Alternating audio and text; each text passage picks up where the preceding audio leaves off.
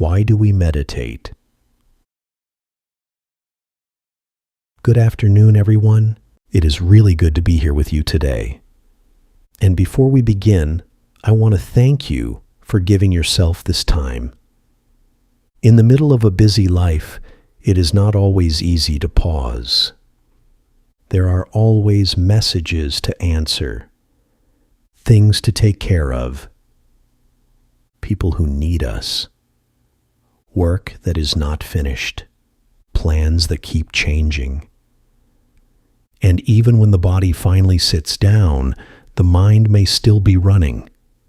So the fact that you are here, willing to stop for a little while, is already meaningful. You are giving yourself a chance to breathe, a chance to listen inwardly, a chance to come back to something very simple. And that simple thing is the breath. Air comes in, air goes out. We do not need to create it. We do not need to improve it. We do not need to control it. For now, we only need to know it. I am breathing in. I am breathing out. This very simple act of returning to the breath is the beginning of meditation. Now, many people come to meditation with a question. Why should I meditate? What is the point? Is it just for relaxation? Is it for stress? Is it spiritual? Is it religious? Is it psychological? So let us be very clear from the beginning. What we are learning today is not a religious ritual. It is not medical treatment. It is not psychotherapy. It is a form of mental training. It is a way of training attention, a way of understanding the mind, a way of meeting life with more steadiness, more clarity, and more kindness. And like any training, it takes time. If you learn to play the piano, you do not expect to play beautifully on the first day. If you learn a new language, you do not expect to speak fluently after one lesson. If you start exercising, you do not expect the body to become strong overnight. Meditation is the same. At first, the mind wanders. At first, the body may feel restless. At first, you may think, I'm not good at this. But that is not a problem. The wandering mind is not a failure. The restless body is not a failure. The fact that you notice distraction is already the beginning of mindfulness. Meditation is not about forcing the mind to be empty. It is about learning to know what is happening, knowing the breath, knowing the body, knowing emotion, knowing thought, knowing the moment before habit takes over. That knowing is simple, but it is powerful. Most of us do not look for meditation when everything feels easy. We usually look for meditation when something in life starts to feel too fast, too crowded, or painfully familiar. The mind keeps running, even when the body is tired. Stress becomes normal. The same argument keeps happening at home. The same reaction shows up at work. We tell ourselves, next time I'll be more patient. But when the moment comes, the old pattern is already moving. Before we know it, the body tightens. The voice changes. The message gets sent. The words come out. And afterward we think, why did I do that again? This is where meditation begins. Not with an empty mind, not with a perfect posture, not with trying to become a special kind of spiritual person, Meditation begins when we become willing to look honestly at how we are living. What keeps repeating? What triggers me? What do I do when I feel hurt? How do I speak when I feel threatened? Where does my body tighten? What does my mind reach for when it is uncomfortable? These are very ordinary questions, but if we ask them sincerely, they can change our life. In the early Buddhist tradition, the chance to practice is considered rare and fortunate. That might sound formal at first, but actually, it is very practical.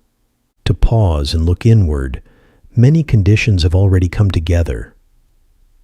We have a human life capable of reflection. We have enough stability to sit for a moment. We have some measure of health and support. We have heard about a path. We have access to guidance. We have curiosity. We have time. Even if it is only a little time, it matters. Many people do not have this chance. Some are carrying too much pain. Some are under too much pressure just to survive. Some have comfort, but never meet a clear path for understanding the mind. Some are interested in meditation, but only encounter fragments. A breathing exercise here, a relaxation technique there, a short video, a quick method. These things may help for a moment, but without a larger understanding, we may not know how meditation connects to the deeper patterns of life. So if you are here, listening, practicing, learning, that is not a small thing. Supportive conditions have come together. The question is, how will we use this opportunity? So let us return to the basic question. Why do we meditate? The most down-to-earth answer is this. We meditate because every human being meets difficulty. We want things we cannot always get. We lose things we want to keep. We meet people in situations we do not like, but cannot always avoid. The body gets tired. The body gets sick. The body ages. The mind has its own struggles, anxiety, anger, jealousy, fear, loneliness, disappointment. These are not personal failures. They are part of being human. At home, there may be tension between parents and children. There may be misunderstanding between partners. There may be old hurt between family members. At work, there may be pressure, deadlines, comparison, competition, and responsibility. Inside the heart, there may be old memories, old wounds, old habits, and old fears. So the question is not, how can I create a life with no difficulty? That life does not really exist. The better question is, how do I meet difficulty without losing myself? How do I feel stress without being completely swallowed by it? How do I experience emotion without immediately acting from it? How do I live in this world with a steadier mind and a softer heart? This is where meditation becomes very practical. Usually when discomfort appears, we tend to respond in one of two ways. One way is suppression. We push it down. We say, don't think about it. Just move on. Pretend it's fine. Stay strong. Sometimes this works for a little while, but what is pushed down often comes back. And sometimes it comes back with even more force. Another way is distraction. We stay busy, we scroll, we watch something, we eat, we shop, we work, we talk. We keep moving so we do not have to feel what is underneath. And yes, for a short time, distraction may help. But distraction is like covering a wound without cleaning it. It may look better for a moment, but the deeper problem is still there. Meditation offers another way. Not suppression, not distraction, but clear seeing. When anger appears, we learn to know anger is here. When anxiety appears, we learn to know anxiety is here. When the body tightens, we learn to know tension is here. When we want to defend ourselves, prove ourselves, or attack back, we learn to know this urge is here. That simple knowing is already a beginning of freedom, because most of our suffering does not come only from the event itself. It also comes from the automatic reaction that follows. Imagine you receive a message from someone difficult. Before you even finish reading it, the body tightens. The chest gets hot. The breath becomes short. The jaw locks. The mind starts building a story. He always does this. She never understands. They don't respect me. I have to respond right now. And before you know it, your fingers are typing. A sharp message is sent. A relationship becomes more tense. And later, when the heat has passed, you may regret it. This happens because habit moves very quickly. A cue appears. An old pattern activates. The body prepares to react. The mind builds a story. And only afterward do we realize, I was not really free in that moment. Meditation trains us to see that process before it becomes action. Even a small pause can change the direction of a moment. Just one breath. One breath before speaking. One breath before sending the message. One breath before making the decision.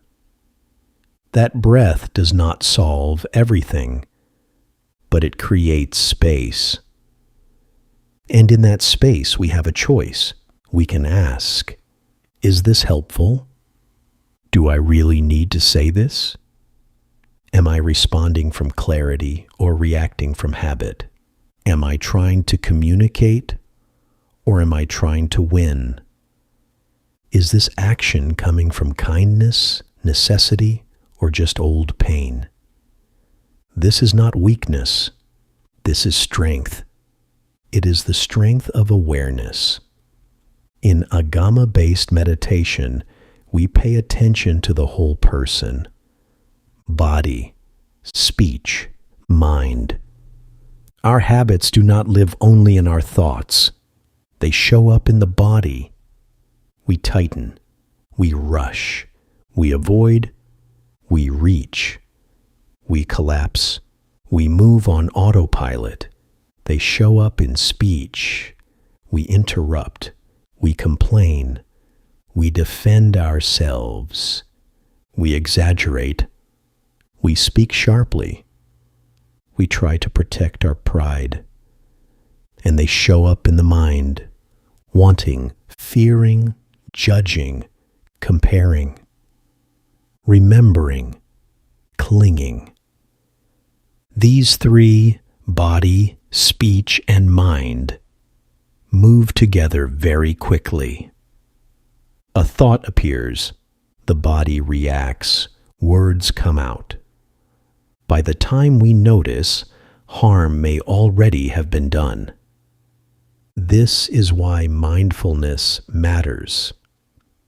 The first step is not to become perfectly calm. The first step is to become mindful enough to notice what is happening before habit turns into action. That pause may last only half a second, but it matters. You may notice the body tightening before the voice becomes sharp. You may feel the urge to send a defensive message and wait long enough to ask whether it is useful. You may catch the mind reaching for distraction when discomfort appears. You may notice the moment when loneliness wants to become scrolling. The moment when fear wants to become control. The moment when hurt wants to become attack. The moment when stress wants to become harsh speech. That moment of noticing is important, because once you see a habit clearly, you are no longer completely inside it. You have a little room, and in that room, change begins. There is a word in the Buddhist tradition, samsara. It is often translated as the cycle of birth and death, but it also carries the sense of wandering on, or continuing to move along. We can understand this in a very practical way.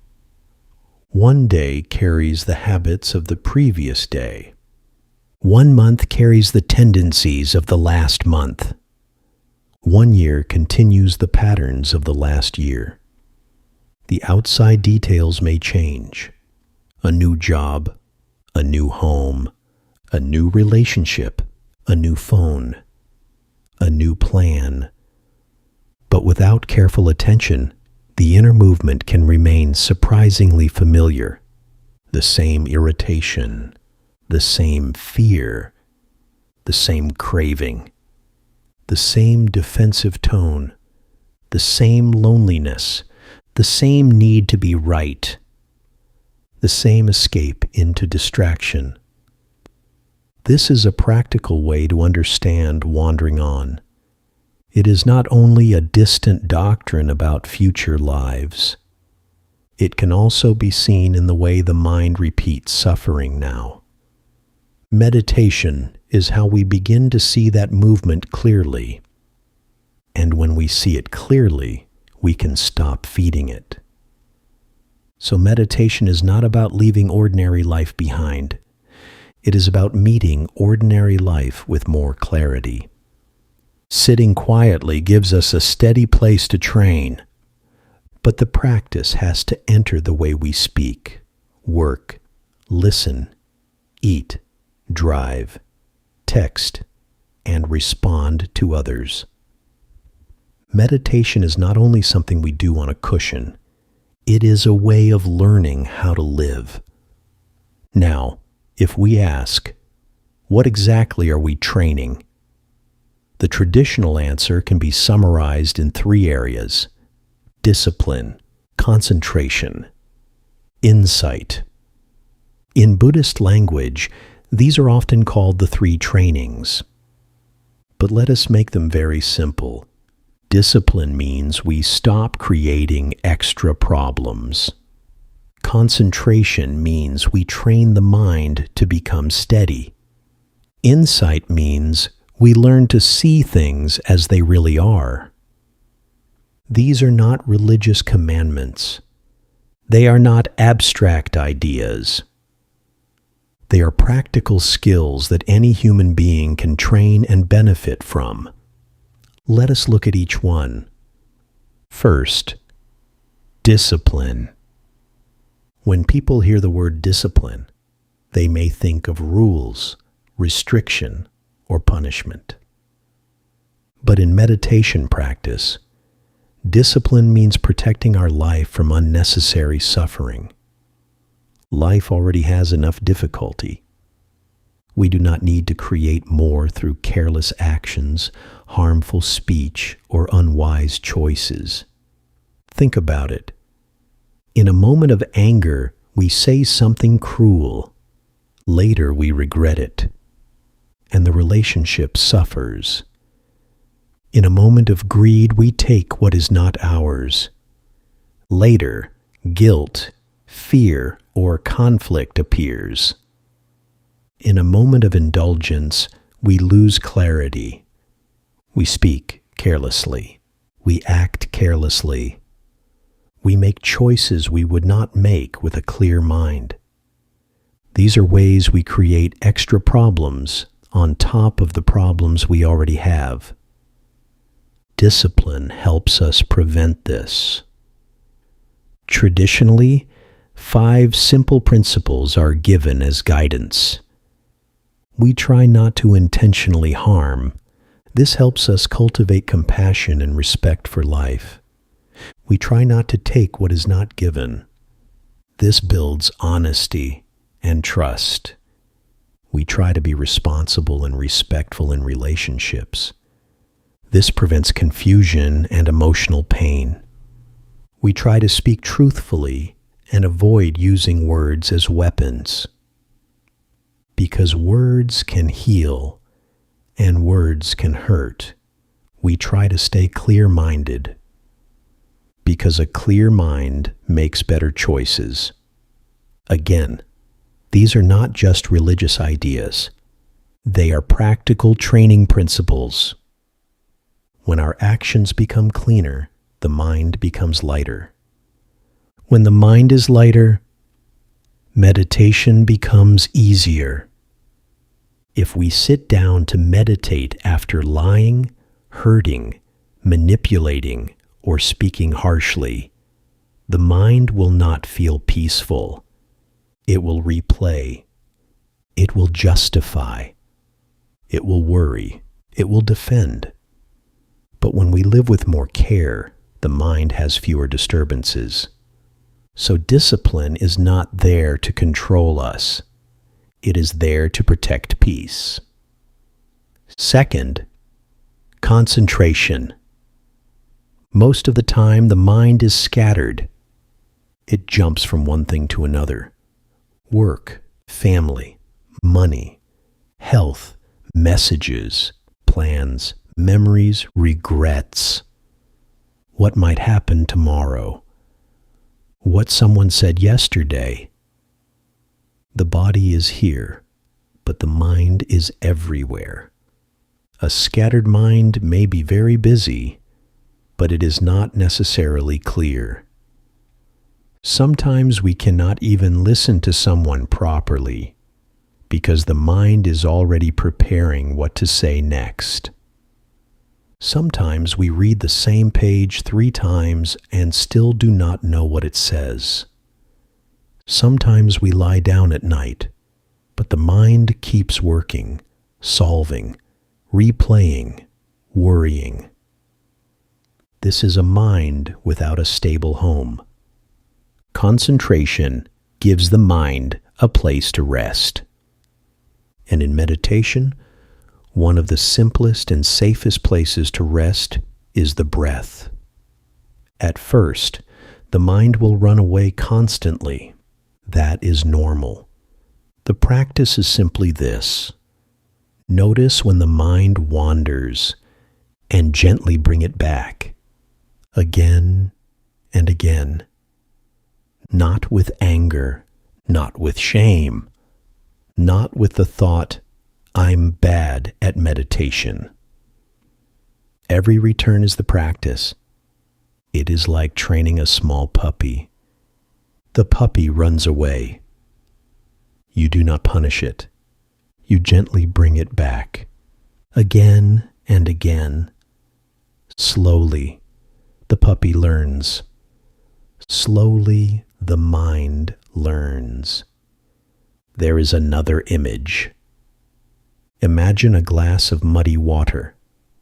If you keep shaking it, the water stays cloudy.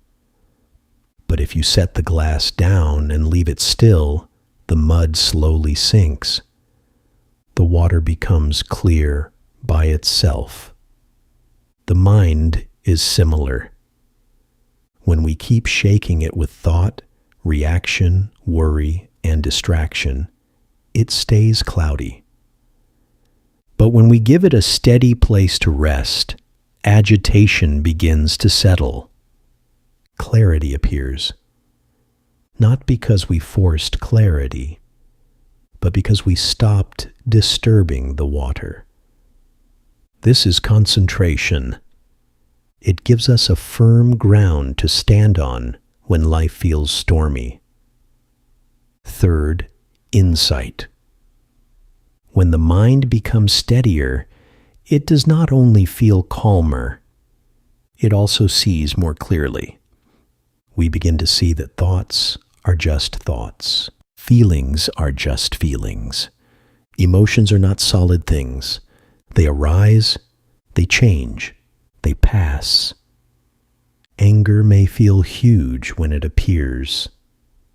Anxiety may feel urgent and sharp. Sadness may feel endless. Jealousy may feel completely convincing. Fear may feel like truth. But if we observe carefully, we see that every experience is moving. It has a beginning. It changes while it is here. And eventually it passes. This does not mean we deny pain. It does not mean we pretend everything is fine. It means we stop turning every passing experience into me and mine. Instead of saying, "I am anger," we begin to see anger is present.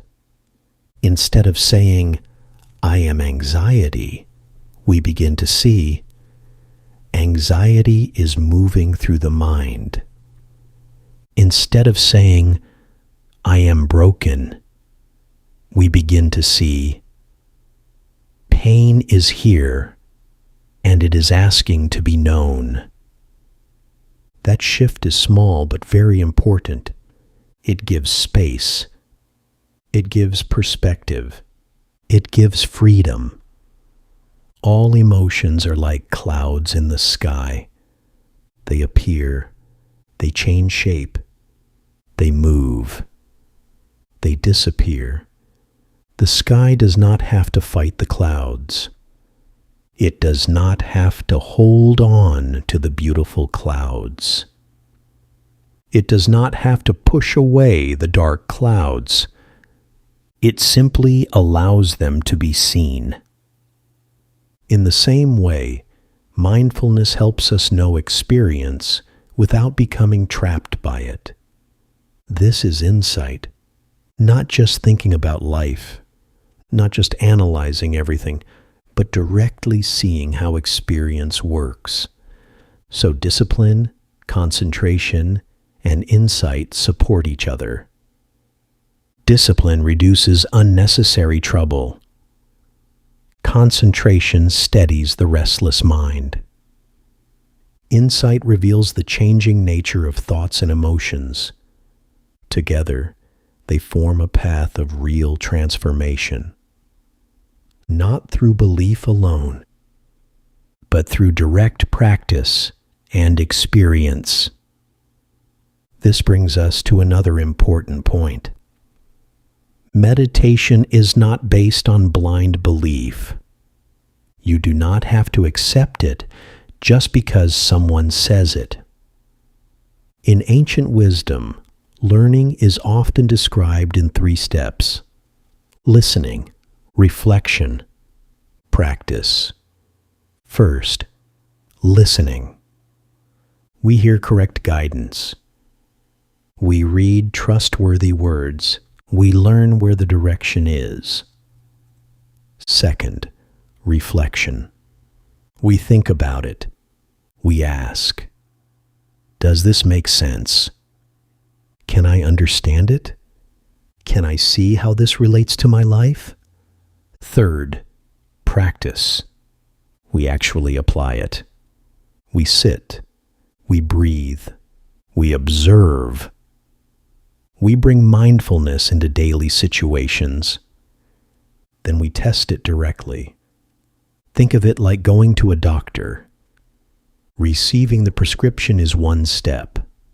Understanding how the medicine works is another step. But healing only begins when we actually take the medicine. Meditation is the same. If we only listen to talks but never practice, the mind's habits do not change very much. If we only read books but never observe our own anger, fear, and craving, the teaching stays outside of us. The point is to practice and then check. Is my mind a little steadier? Am I less reactive than before? Do I recover more quickly after stress? Do I speak with a little more care? Is there a little more kindness in the way I meet myself and others? If the answer is yes, then you know the practice is working. This is not about believing someone else. It is about seeing for yourself. But for learning to work, we also need the right attitude. There is an old image of 3 kinds of vessels, 3 kinds of containers. They represent 3 wrong ways of learning. The first is an upside-down vessel. Imagine a cup turned upside down. No matter how much clean water you pour, not a drop can enter. This is like being physically present but mentally absent. The body is in the room, but the mind is planning, judging, daydreaming, or waiting for the class to end. Nothing goes in. The second is a stained vessel. Imagine a cup with dirty water already inside. If you pour fresh water in, it becomes polluted. This is like coming to learn with a closed mind, strong prejudice, or constant judgment. Instead of listening, we compare. Instead of receiving, we defend. Instead of exploring, we reject before understanding. The third is a leaking vessel. This cup can receive water, but it has cracks. Whatever is poured in drains away. This is like listening with interest, maybe even feeling inspired, but then forgetting everything as soon as we leave. Nothing is remembered. Nothing is applied. Nothing becomes part of life. So what is the right way to learn? Be like a clean, upright vessel without cracks, open enough to receive, clear enough not to distort, steady enough to remember, and sincere enough to practice. Only then can meditation become something alive, not just beautiful words, not just a peaceful idea, but something we can rely on when difficulty comes. Now let us make this very practical. How do we bring meditation into family life? Family is one of the strongest places of practice because family touches our deepest patterns. The people closest to us often know exactly where our buttons are. Sometimes a small tone of voice can trigger years of memory. Sometimes one sentence can bring up old hurt. Many conflicts at home are not caused by one big event. They come from repeated tones, complaints, assumptions, and attempts to prove who is right. Everyone may feel justified from their own side, but the home becomes tense. When meditation grows, a different question becomes possible. Instead of asking only, why are they like this? We also ask, what am I bringing into this moment? Is there pride in the way I am explaining myself? Is there fear underneath my anger? Am I listening or only preparing my reply? Am I trying to understand or trying to win? This does not mean blaming ourselves for everything. It does not mean accepting harmful behavior. It means becoming honest enough to see our part. When mindfulness grows, speech can become less sharp. Gratitude becomes easier to feel. The need to win every disagreement begins to soften. A person who practices may not change the whole family overnight, but one less reactive person changes the atmosphere of a room. So in a family conflict, try 4 steps. Step 1. Recognize the difficulty. Notice what is happening in the body and mind. Maybe the chest feels hot, the face tightens, the breath becomes shallow, the mind fills with judgment. Simply acknowledge, I am upset. This is anger. This is hurt. This is fear. Step 2. Do not follow it blindly. Instead of being swept away, take 1 conscious breath. Just 1. Bring the attention back to the breath. Feel the body. Let the feet touch the ground. This gives the mind a little space. Step 3. Observe the process. Notice how anger arises, how it builds, how it changes, how it wants to speak, how it wants to blame, how it wants to protect itself. And if you keep watching, you may notice that it shifts. It is not one solid thing. It is moving. Step 4. Choose your response. Instead of spreading the fire, choose a response that reduces harm. Maybe the best response is silence for a moment. Maybe it is a softer sentence. Maybe it is saying, I need a few minutes before I answer. Maybe it is listening first. Maybe it is apologizing for your tone. This is not easy. But even if you manage only one of these steps, the outcome may change. The same is true at work. Work often brings pressure, deadlines, expectations, emails, responsibility, mistakes, miscommunication. Sometimes the task feels impossible. Normally, stress would take over. You might react sharply. You might drown in anxiety. You might freeze. You might avoid. But with meditation, you pause. 1 breath, just 1. That single pause is like pressing a reset button. You steady the mind. Then you respond. And usually, when we respond from a calmer mind, our words are clearer. Our actions are wiser. The situation improves rather than worsens.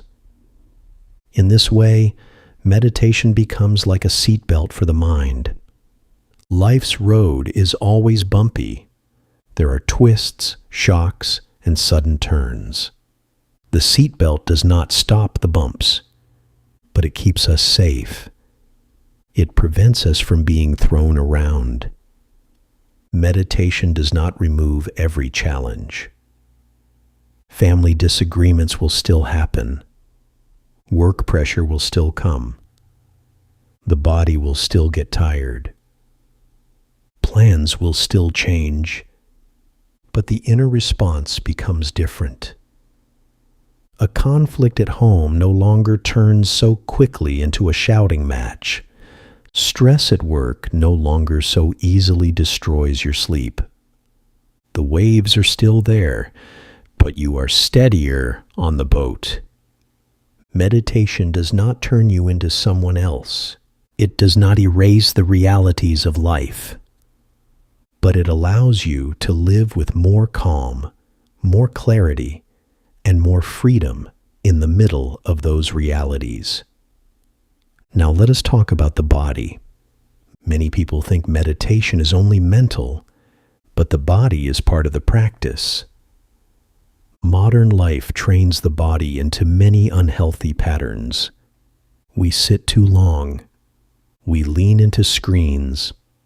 We hold tension in the shoulders. We tighten the jaw. We collapse the chest.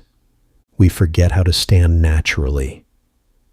We forget how to breathe fully. Over time, repeated posture becomes discomfort, fatigue, restlessness. Even when nothing dramatic is happening, the body may feel like it is carrying stress. Meditation brings attention back to how we inhabit the body. Sitting meditation encourages balance and relaxation. Standing meditation helps us feel alignment. Walking meditation teaches us to move with care. Even lying down can become practice when the body rests without the mind drifting into dullness. This does not mean meditation replaces medical care. It does not mean we ignore real physical conditions. It simply means practice helps us notice the body before imbalance becomes normal. A reasonable posture supports breathing. A settled body gives the mind a better place to rest. So when we sit, we do not force the body. We do not make it stiff. We do not try to look spiritual. We sit in a way that is upright and relaxed, stable but not tight, alert but not tense, relaxed but not collapsed. This attitude is important. Meditation is not a performance. It is not about looking peaceful. It is about being honest with what is here. Now we come to the actual method. The practice we will learn is simple, but it is also the foundation of meditation. Mindfulness of breathing. Why the breath? Because the breath is always with us. It is not something we have to create. It does not cost anything. It does not depend on special conditions. From the first moment of life until the last moment of life, the breath is here. Because it is always here, the breath becomes a safe and reliable anchor. When the mind is restless, the breath is like a thread gently drawing us back to the present. When the mind is tense, the breath is like a quiet friend sitting calmly beside us. When we feel lost or overwhelmed, the breath is like a home we can return to at any moment. This is why the breath is the most universal and accessible entry point to meditation. The method can be described in 4 gradual stages. First, knowing the in-breath and the out-breath. Second, noticing long and short breaths. Third, following the whole breath. Fourth, resting with the subtle breath. Let us take them one by one. Step 1. Knowing the in-breath and the out-breath. This is very simple. When you breathe in, know that you are breathing in. When you breathe out, know that you are breathing out. Do not control the breath. Do not change it. Do not make it deeper. Do not make it calmer. Simply notice, I am breathing in. I am breathing out. It is like sitting on the shore of the ocean. The waves come in. The waves go out. You do not push them. You do not pull them. You just watch them rise and fall. The breath is the same. coming in. Going out, simple, natural, steady. Step 2, noticing long and short breaths. As the mind settles a little, you may notice that the breath is not always the same. Sometimes it is long. Sometimes it is short. Sometimes it is deep. Sometimes it is shallow. Sometimes it is rough. Sometimes it is smooth. At this stage, we do not try to make it long. We do not try to make it short. We simply acknowledge what is here. This is a long breath. This is a short breath. This breath is rough. This breath is soft. It is like noticing the weather. Some days are sunny. Some days are cloudy. Some days are rainy. We do not control the weather. We simply know this is how it is right now. Step 3, following the whole breath. As the practice deepens, the breath often becomes gentler. At this point, we can begin to notice the entire process of each breath. When you breathe in, there is a beginning. The air first touches. There is a middle. The breath continues. There is an end. The in-breath completes. When you breathe out, the same. Beginning, middle, end. We stay with one full breath at a time, not chasing the next breath, not holding on to the last breath, just this breath. Then this breath.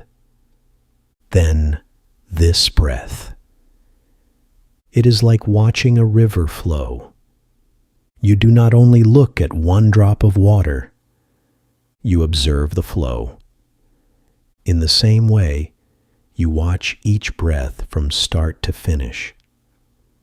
This brings steadiness and continuity to awareness.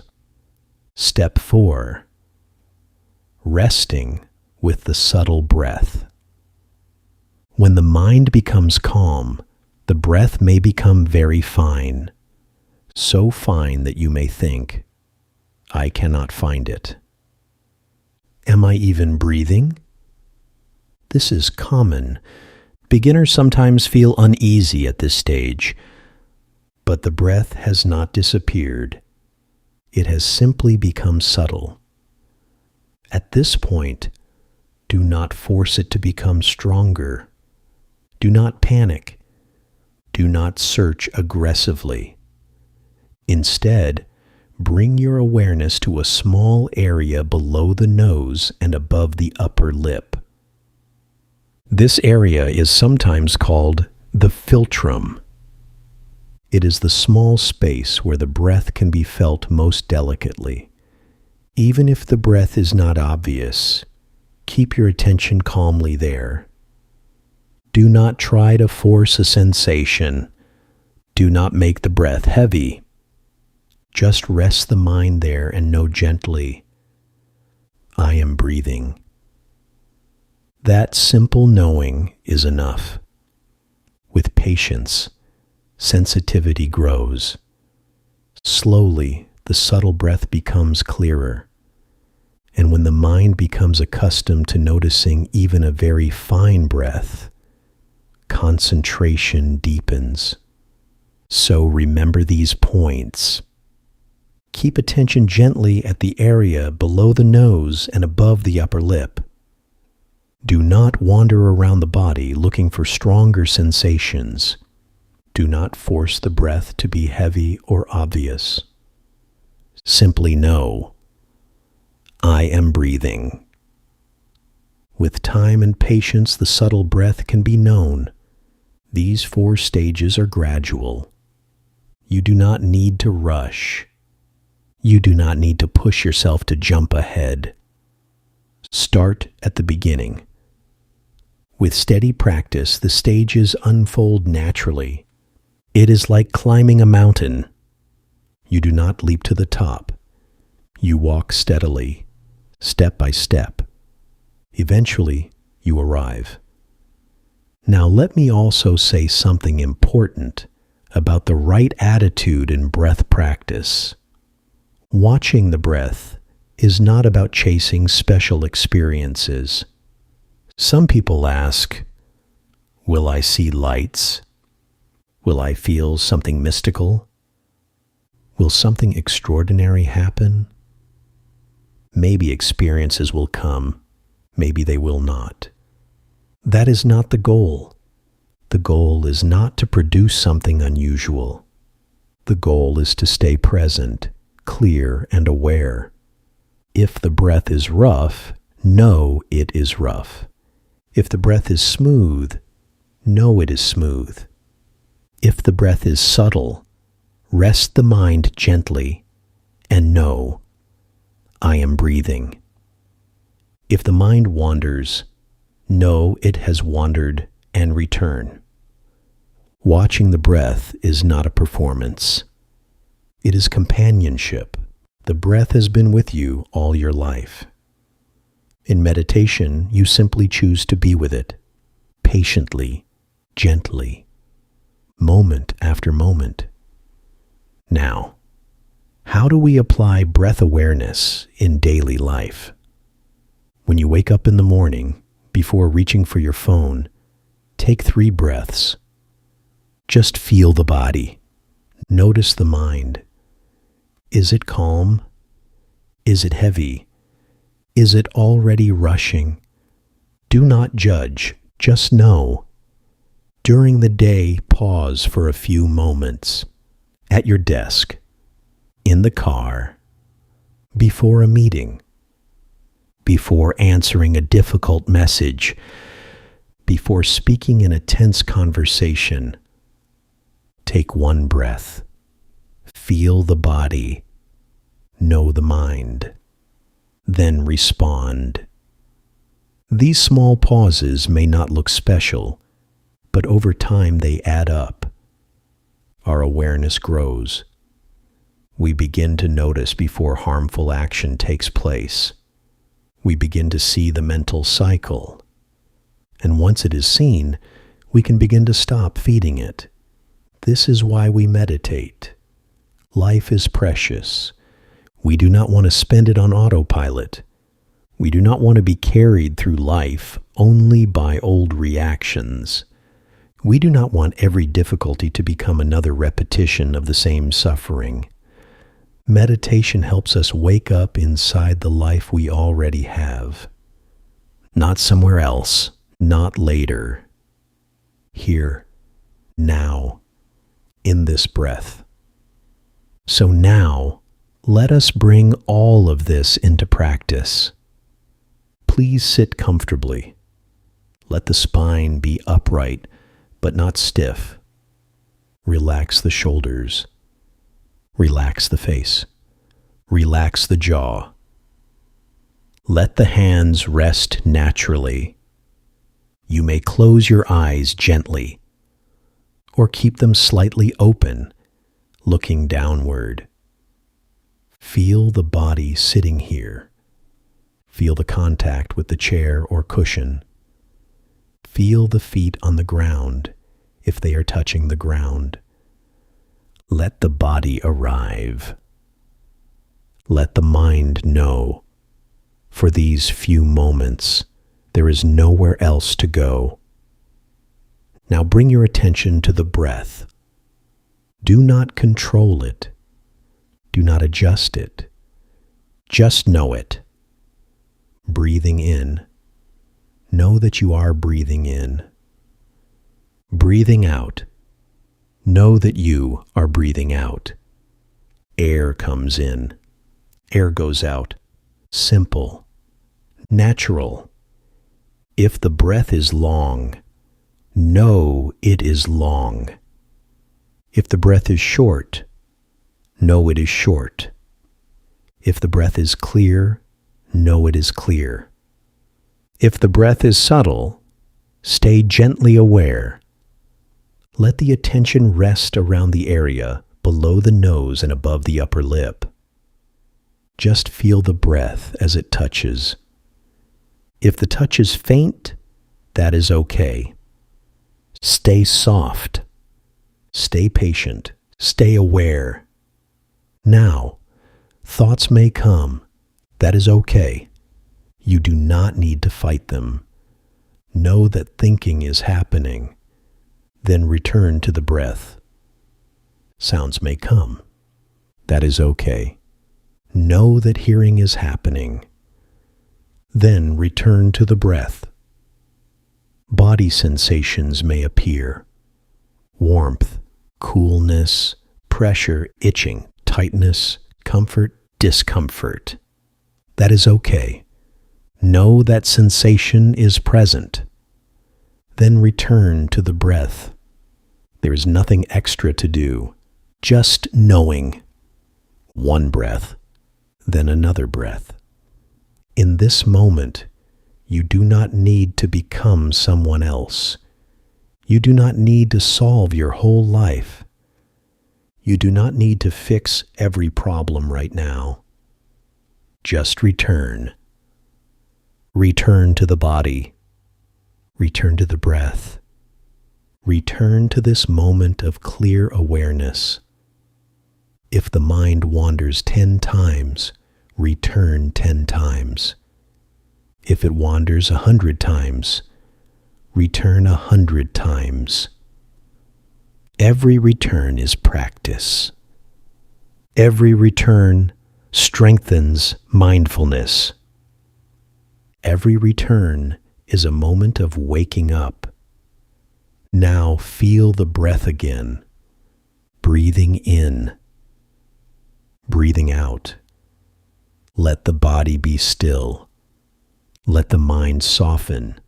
Let the breath be natural, nothing to force, nothing to chase, nothing to reject, just this breath, just this moment.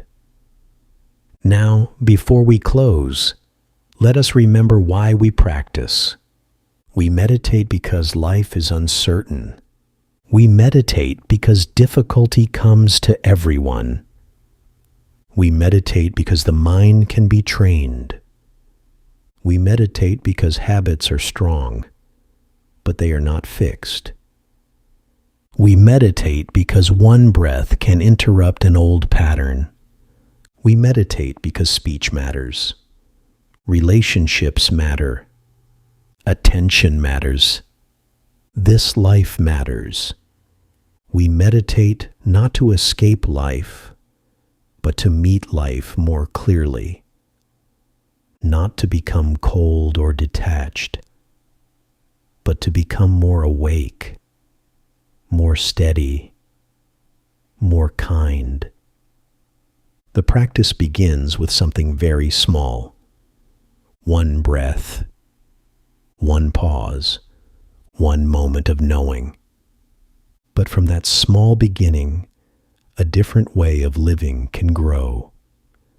So as you leave this practice, do not think that meditation only belongs to the meditation hall.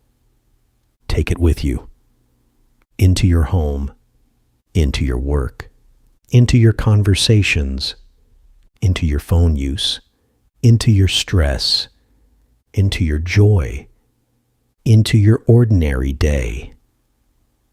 When the mind runs, return to the breath. When emotion rises, return to the breath. When speech is about to become sharp, return to the breath. When you feel lost, return to the breath. The breath is always here. And whenever we return, the path begins again. This is the beginning of meditation. And this is why we meditate.